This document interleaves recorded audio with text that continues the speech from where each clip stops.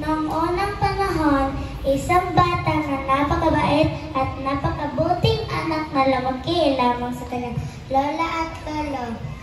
Ang kanyang pangalan ay si Rona, isang 6 na taong gulang na nag-iisang babae. Ang kanyang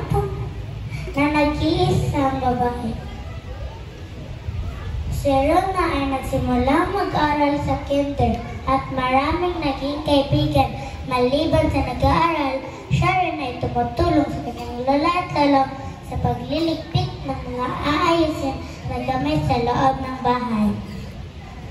Isang araw ng si Rona ay pawid na may nakasalubong isang matandang babae na napakaputik ng buhok. Si Rona ay isa sa mga tinatanig na magaling magsulat, magtula, at iba pa sa loob ng klase.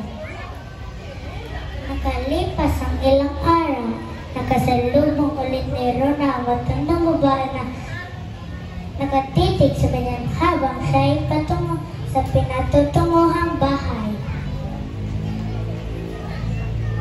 Dumating ng oras na ito'y natapos sa pag-aaral ng mga takdang aralin niya ay papatulong na si Rona ay pinapanaginip ng matandang babae na, Rona, balang araw ay matutupad mo ang iyong kahilingan sapagkat ikay matyaga, matulungin, masunurin, mabait at matulungin sa kapwa mo.